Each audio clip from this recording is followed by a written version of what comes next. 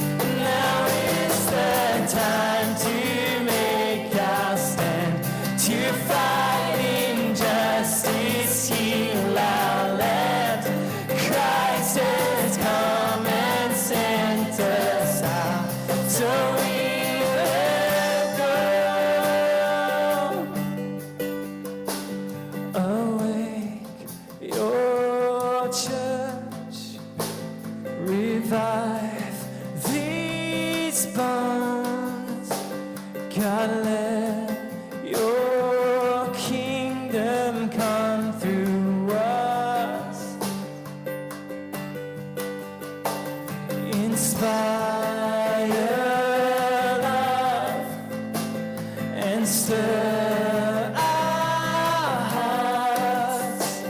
God, let your will be done through us. Let's sing it again. Awake your church. Do it, Lord.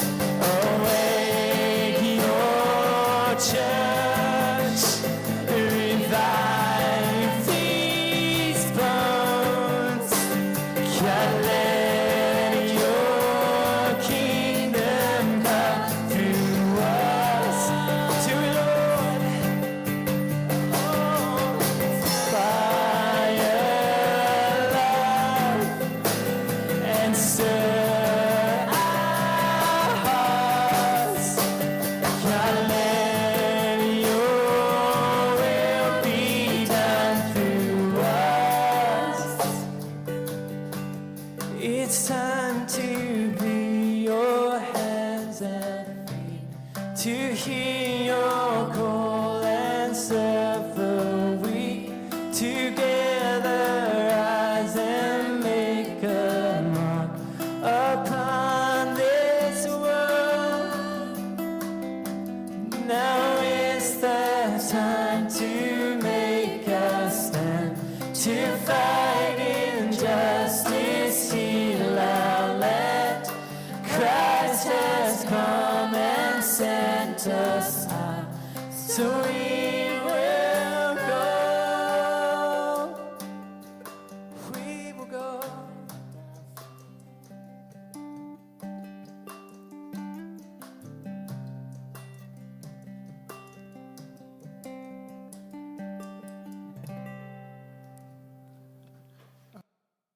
I don't know if you know, but Rob wrote that song, and yeah.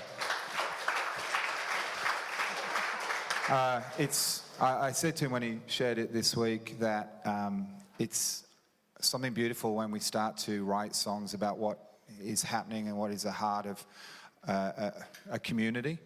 I reservedly say I like that song because it's not actually kind of like, it's a disturbing song, right?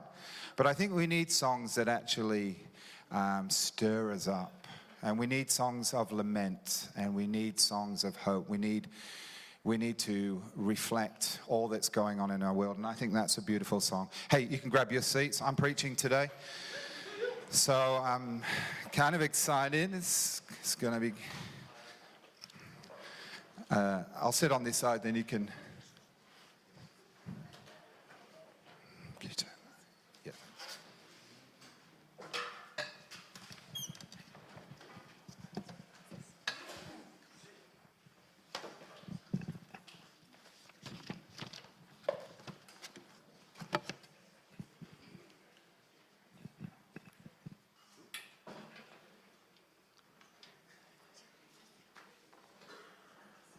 I know it's got to be near the middle for everyone who is in the overflow. I know, I'm scared too. I'm just going to draw stuff today. I think that's just occupy my ADD.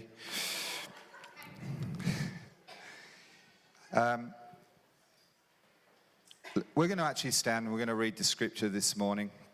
So if you could stand. I'm going to read to you. No, let's sit. No, I'm joking. Stand. Let's stand it. I'm going to read from Mark chapter 8:31 to chapter 9, verse 1. By the way, this passage is also found in Matthew and Luke. He then began to teach them that the Son of Man must suffer many things and be rejected by the elders, the chief priests, and the teachers of the law, and that he must be killed and after 3 days rise again. He spoke plainly about this, and Peter took him aside and began to rebuke him. But when Jesus turned and looked at his disciples, he rebuked Peter.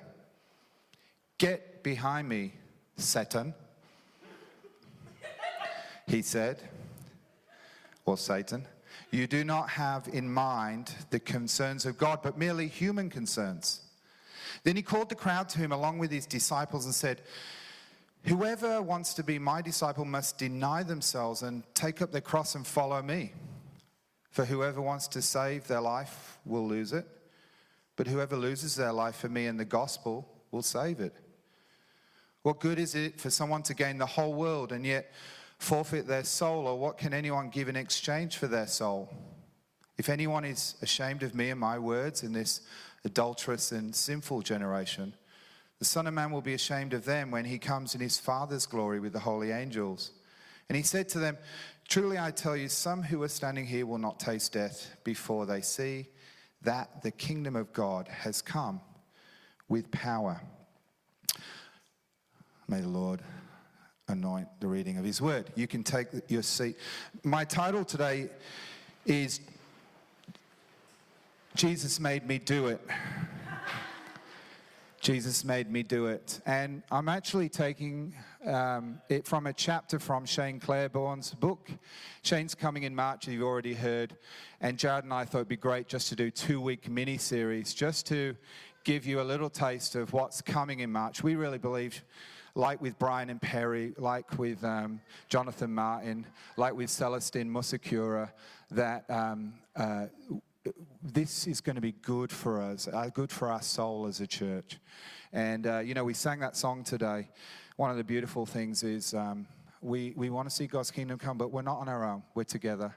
And God speaks to us, not just me, but to us. And then we sort of work out our response outside of that. So I want to look at what does it mean for Jesus to make me do it.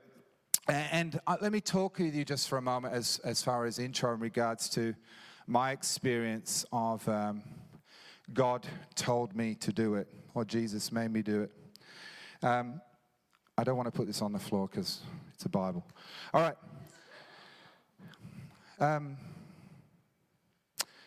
From my experience, it seems like I was brought up in a context, a Christian context, that, do you know I was actually told Jesus will never ask you to do something you don't really want to do. One of the scriptures that was really floated around in our community was, God will give you the desires of your heart. I think it's Psalms. Actually, that passage says, delight yourself in the Lord, and he will give you desires of your heart. But the kind of idea was that, and I found in my own life, it was amazing what God told me that I wanted to happen. It was amazing. There were so many things that God confirmed that I wanted, and, had some Bible verses for it. It was great. It was amazing. God really was tracking with me really well. And then I became a pastor and a youth leader and stuff. And, to be honest, in our tradition, there was a lot of people who God told them to do stuff. And, whether that meant that they were to, some people, as far as like, Lord, what clothes should I wear this morning? Or the Lord's telling me to leave because, we don't like you, or, and he doesn't either. It's very hard to argue when the big man himself is endorsing something, hey? And so there was some of that context, but I think there's also the context around,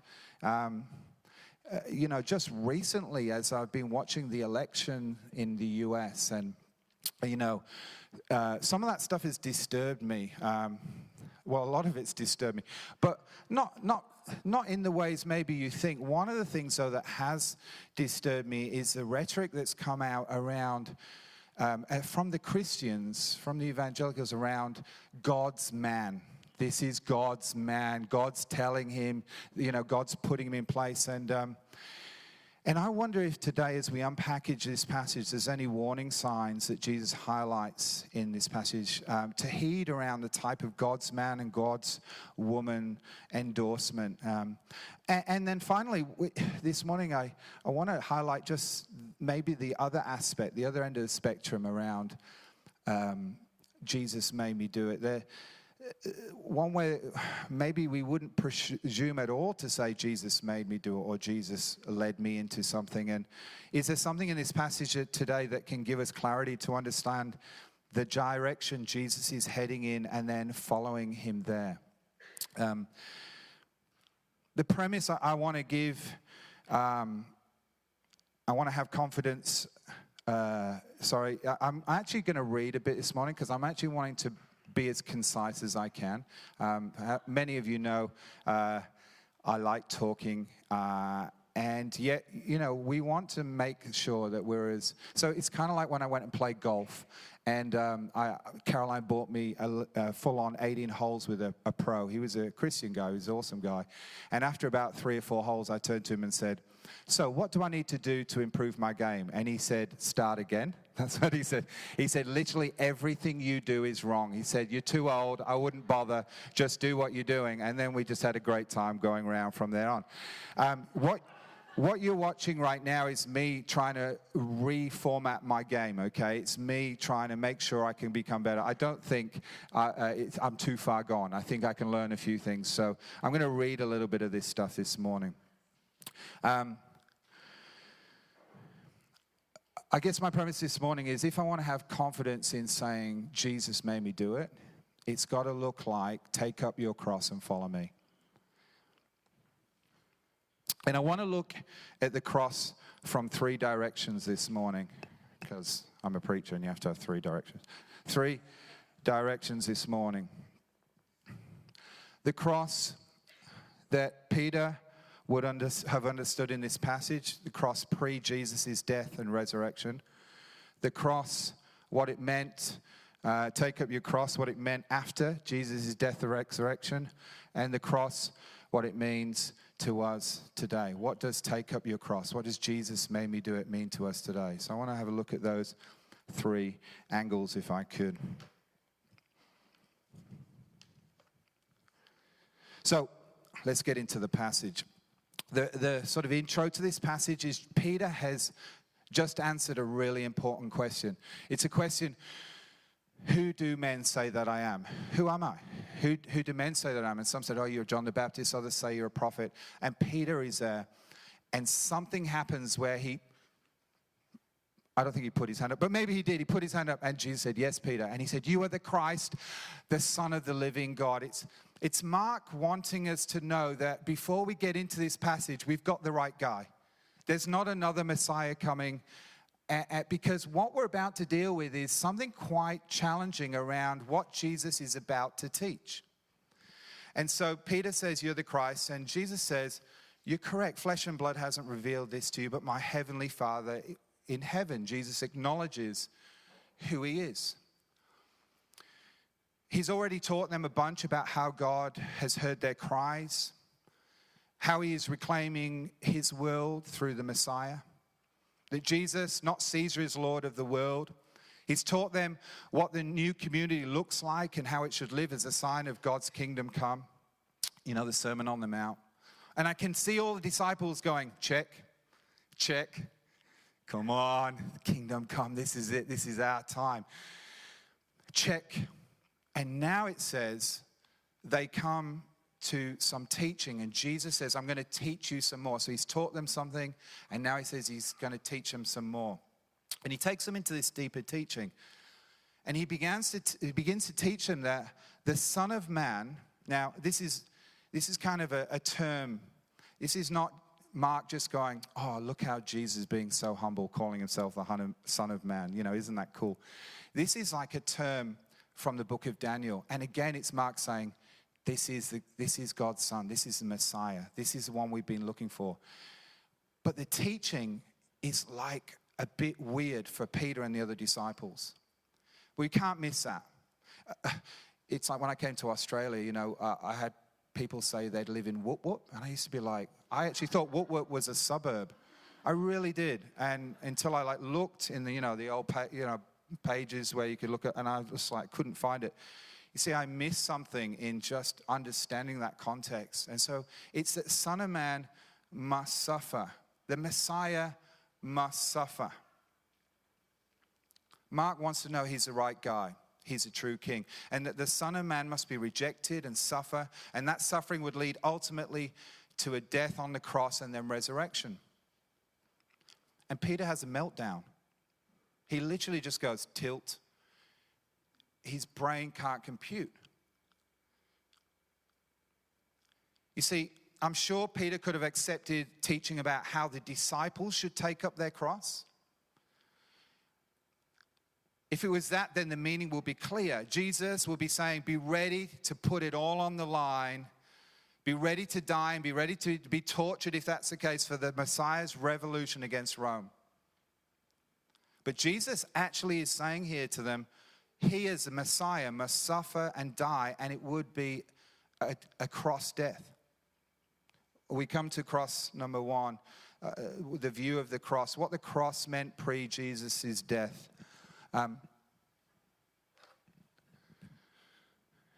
It meant failure, especially a cross for a Messiah. If the leader of the revolution winds up on the cross, the revolution, the insurrection is over, right? And Jared spoke so articulately around that last week. So it's a failed insurrection. Do you see how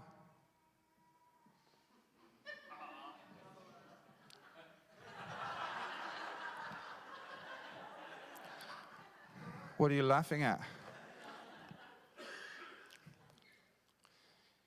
It's a failed insurrection. It's not a successful one. Disciples died to get the Messiah, to violently establish their king, but not the king themselves. It's all over if the king dies. As Jared mentioned last week in his message the other day, Jesus, the cross was Rome's way of reminding everyone what happens to revolutionaries who try to oppose its might. So Peter pulls Jesus aside. Can you picture this? Lord, let's go for a little walk. And just pulls him aside. And he begins to straighten out Jesus' theology.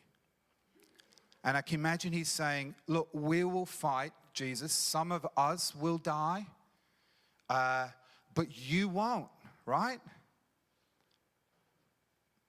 However, we run into all sorts of problems when we try and tell God how he should establish his kingdom. Jesus' reply to Peter should ring loud as a warning for us all when we try to co-opt Jesus for our agendas, whether that be personal or political. I want to read to you from Shane's book because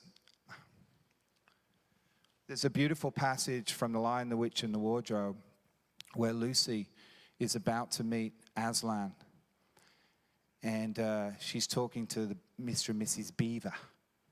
I love the Narnia books, by the way. They are rich. C.S. Lewis portrays this dangerous encounter with God that should make all of us shiver. Lucy is about to meet Aslan the lion, and she asks, is he a man? Aslan, a man, said Mr. Beaver sternly. Certainly not. I tell you, he is the king of the wood and the son of the great emperor beyond the sea. Don't you know who is the king of the beasts? Aslan is a lion, the great lion. Ooh, said Susan. I thought he was a man. Is he quite safe? I shall feel rather nervous about meeting a lion. That you will, dearie, and no mistake, said Mrs. Beaver. If there's anyone who can appear before Aslan without their knees knocking, they're either braver than most or else just silly. Then he isn't safe, said Lucy. Safe, said Mr. Beaver. Don't you hear what Mrs. Beaver tells you? Who said anything about safe? Of course he isn't safe, but he's good. He's a king, I tell you. And then Shane goes on to say, that's the God I have come to know, a God who is not at all safe, but a God who is good. Jesus tells Peter what he's saying is of the devil. Did you get that? Jesus turns and looks at the disciples and says to him, get behind me, Satan. Get behind me, Satan. He has just said, you are the Christ, the Son of the living God. Well done. Flesh and blood has not revealed this to you, but my heavenly Father in heaven. Within a few sentences, he's been called Satan. That should also be a warning to us, right?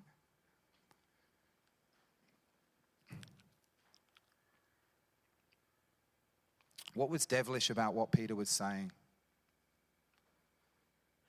Listen to what, again, Jesus said to him from Mark 8:33. You don't have in mind the things of God, but the things of man. So what was Peter doing? I believe he was trying to get Jesus to use the world's tools in order to bring about God's kingdom. Tools of violence, tools of hatred, tools of dominance of others, tools of insurrection, the tools of a zealot, the tools of Barabbas, as we heard last week. Have you guys heard the statement, the ends justify the means? For those of you who haven't come across that, it's kind of the idea that, look, if you want an end result, sometimes the means that it takes to get that end result are justifiable. So for Rome, peace, the end result was peace, then you're going to have to crucify a few people, you're going to have to kill a few people to get that peace, the peace of Rome. And Peter was probably thinking in the same way. You know, if we're going to establish the kingdom, the end, the kingdom, then maybe the means are justified. Maybe we kill a few Romans. Maybe we have to dominate some people. Maybe we do need to hate people in order to stir up enough effort and kind of resolve to take this kingdom thing to its final place.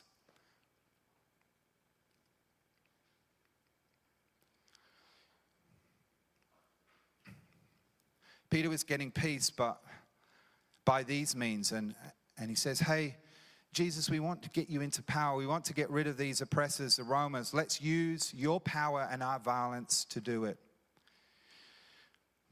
Anytime we try and get Jesus' outcomes without employing Jesus' ways, we run into the devil's territory. We become extensions of Satan's way and plan. Let me say that again. If you try and get God's kingdom by using the world's ways, you end up getting into devil's territory. And this beautiful, good, amazing Jesus, who is also scares the living daylights out of me, has no problem saying that's of the devil's kingdom. Seems for Jesus, the ends don't justify the means, but the ends and means must look the same.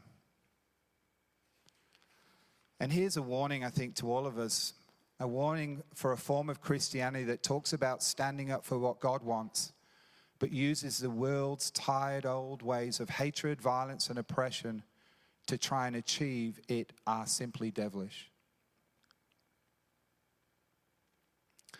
Jesus made me do it then looks like, if you want to come after me, you must deny yourself your way, the way we always do it, and take up your cross and follow me, my way.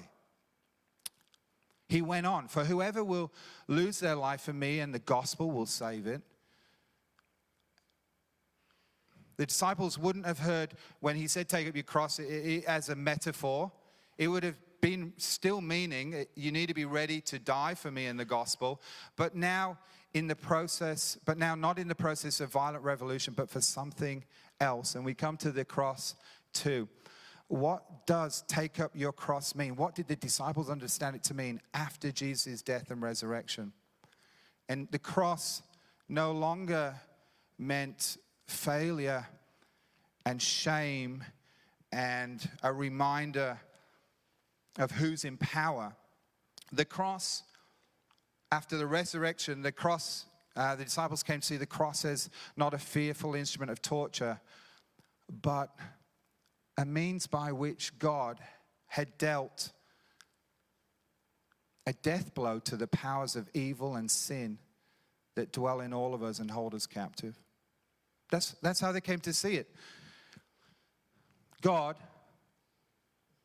on the cross, in Jesus, has dealt a blow to sin, evil, a death blow, sin, evil, and death. A death blow to death. Yeah. Death blow to death. And there are all sorts of theories around that called atonement theories.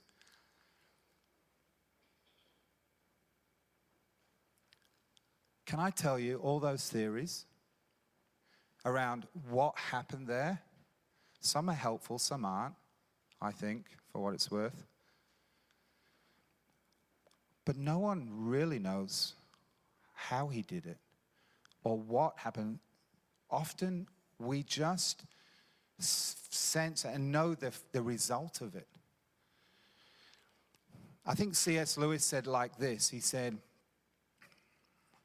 a long time before people knew food was nutritious for them, they ate food and were benefited by it. And the cross, I think, is the same way. When I came to faith, I didn't know any atonement theories. I just knew that the sin and the evil and the death that was in me, somehow something began to break. As God's grace got to me, something began to liberate me, to shake me free. And I couldn't explain it, but it was like eating good food. I was benefited by it. And the disciples began to see the cross not as a thing you would never talk about, but as a symbol of victory. Jesus' victory. It also came to mean something else. It came to mean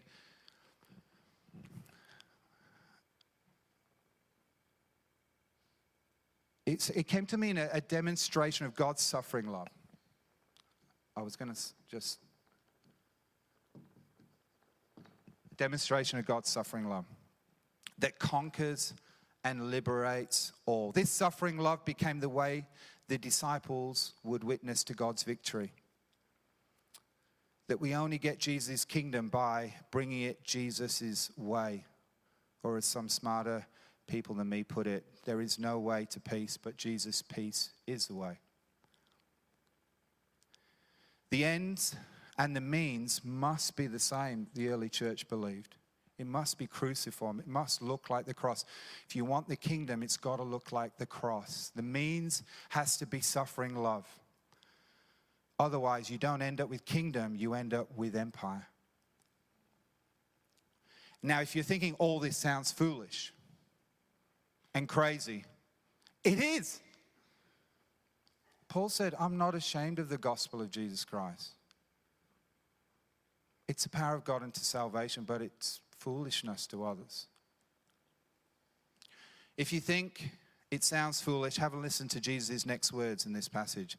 Anyone who is ashamed of me and my words in this sinful, adulterous generation.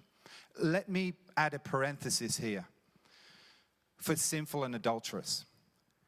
Anyone who is ashamed of me and my words in this violent, hate-filled, relationship-destroying generation,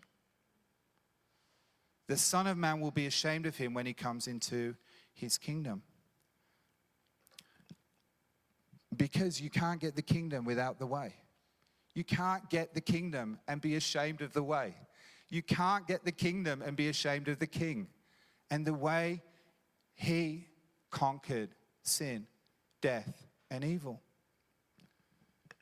Now, Jesus doesn't call us to die for other people's sins, but he does call us to enter into his suffering love.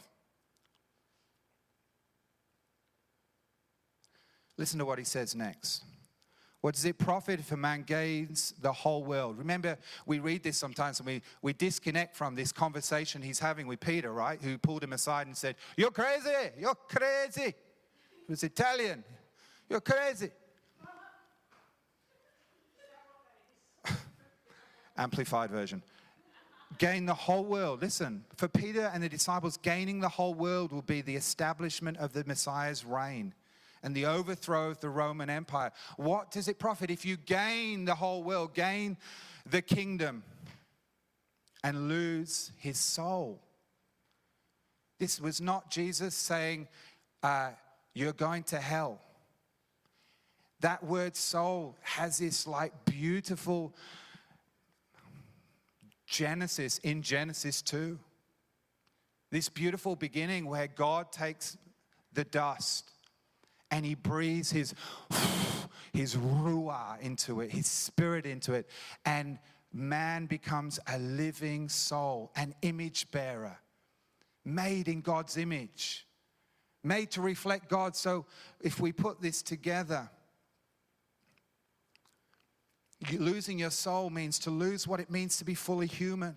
So let's put it together. What does it profit if you get the kingdom and after it you lose what it means to be fully human, fully alive in the process? Do you see why this idea of cruciform? This is why, as a church, we're a peace church. We're a peace church. We believe in standing up. You'll hear our songs. We believe in standing up against injustice. And we believe in standing with those who Jesus stands with. But we will not use the tools of this world to achieve the ends of God's kingdom. Our tools are different. Because we don't want to lose what it means to become and what we're becoming, which is fully human, image bearers. As a community, we want to be a sign that God has a group of people that are reflecting what it is to be really created in his image. So, the cross, what does taking up most likely your cross means to us? What does it mean to us? Can I just remind you again? I still think it means, it's not a metaphor. Be willing to die for this. I'm 46 years of age. I actually feel really privileged to be preaching this at this age, because at 21 I would have loved to preach this, because I was like, I'm going to hurt you so bad, you people. I'm going to, you need to know, you wusses, that this is, plus I would have preached it wrong as well. But at 46, I want you to know, I want to be comfortable. I want you to know I don't want to take up my cross when I know really what it means. Can I just be honest? Welcome to Sinners Anonymous, please, again. But I'm glad I get to speak this, because the more I just sense me wanting to be comfortable and to use Jesus and have Jesus badges all over what I want, that God will give me the desires of my heart without me delighting in his way and taking on the cruciform nature of his way. The more I think maybe I'm slightly ready to speak this.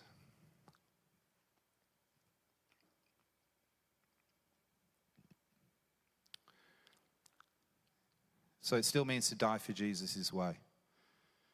It means to stand with people Jesus stands with. It means to be persecuted and hated because you stand with those who are oppressed and hated. What does it look like for Jesus to be making us do it? It looks like suffering love. It looks like the cross of Jesus. And if that looks foolish to you, then you might have just understood what it means to take up your cross. If you can square this away, you have not met Aslan. You have not met the Jesus who is good, but he's above everything else. There's two types of suffering, and I'm landing in 20 minutes. No, I am landing. There's two types of suffering. There's suffering because you did something stupid and it ends up hurting you. Anyone been there? That's not the type of suffering we're talking about. And then there's suffering because you choose to stand with those who are suffering. So suffering equals those who are being hurt and oppressed, left out, abused, hated, scapegoated, we know the Beatitudes. Jesus at the end of blessed are you who are poor, blessed, as he goes through, this is where God checks in. This is where you find God. That's why they're blessed. Not because there's some great virtue about being poor.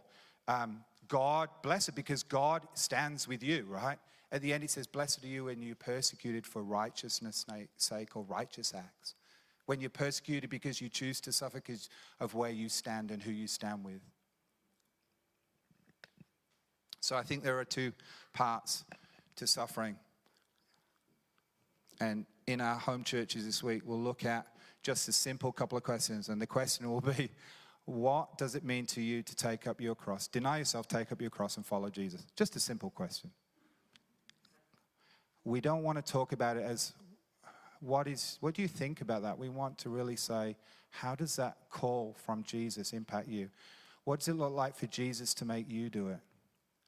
Jesus to invite you into his way, the way of the cross. I think there's two parts, refuse and choose to suffering, a suffering love. When we refuse to continue in the benefits, and Moses is a great example. John spoke a great message around Moses.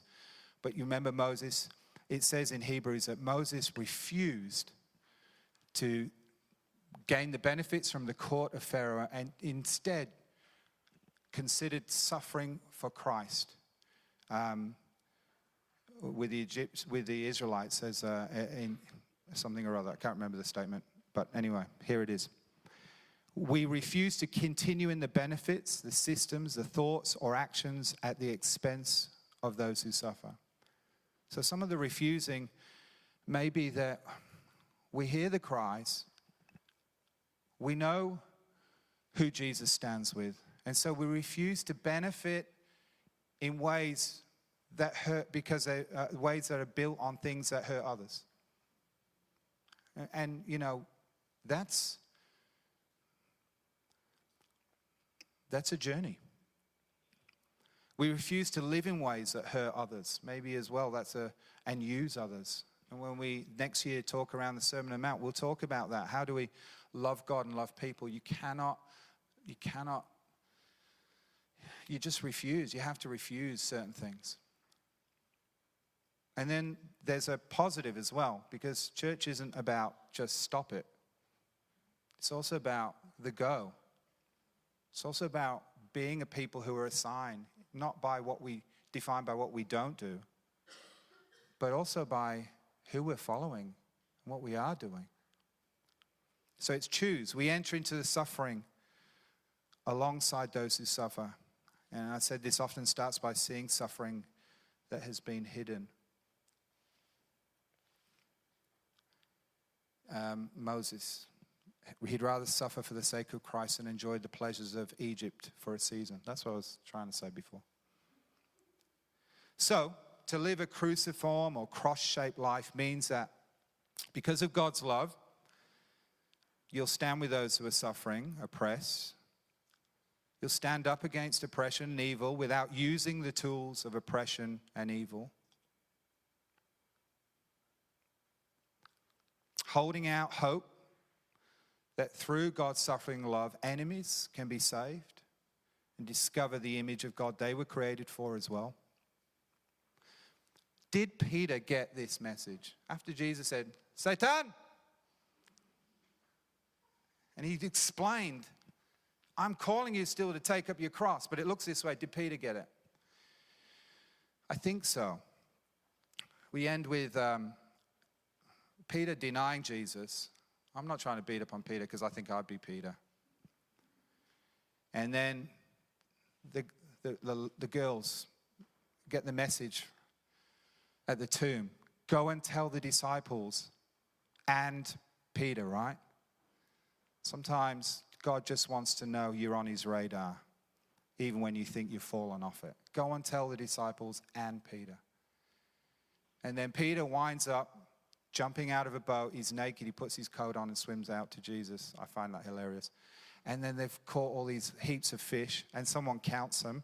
Like, who counts fish when they're with Jesus? Like, I don't know. Anyway.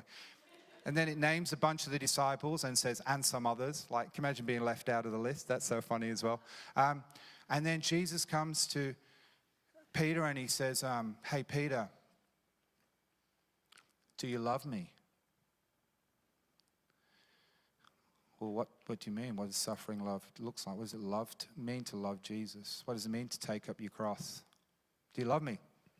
You know I do, Lord. Feed my sheep. The grace you have received, pass on. And he says, yeah, okay. Hey, Peter, do you love it? 3 times. And Peter's like, oh, damn. You burnt me, man. You burnt me. I denied you 3 times and you asked me to love me. Do I love you? And then it just says in that beautiful passage why Jesus said that. Jesus said, I tell you the truth, when you were younger, you dressed yourself and went where you wanted. Lord, thank you. You won't send me anywhere I don't want to go. You won't ask me to do anything that isn't my desire.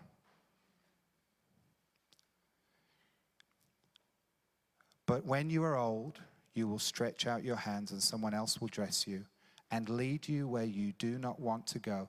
Jesus said this to indicate the kind of death by which Peter would glorify God. Then he said to him, follow me.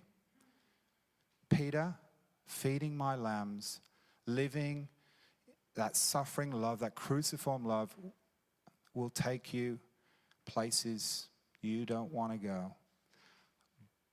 But you'll bring my kingdom. And my kingdom will be established.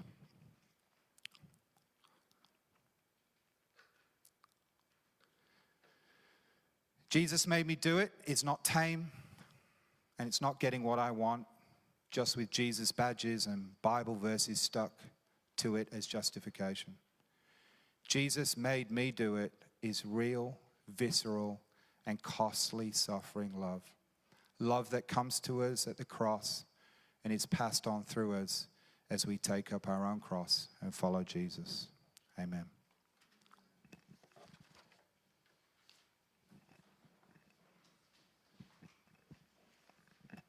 Thanks, Phil. Just get the musos and those that are serving communion to come up. I think we could probably all relate in part to what Phil is saying about the longing to be comfortable, and especially when it comes to reflect what it means today. But now is our opportunity to come and respond as we come to a God who is so good, but not at all safe. And our prayer this morning is that we would ask him to reveal to us how to bring his kingdom to bear in ways that look like his kingdom. So this is a table, not of the church, but of the Lord. And it has been prepared for those who love God and those who want to love God more. So come, you who have much faith and you who have little, you who come here often and you who come for the first time, you who have tried to follow and you who have failed. Come because it is the Lord who invites you, and it is God's will that those who want Christ should meet him here. So when you're ready, why don't you come?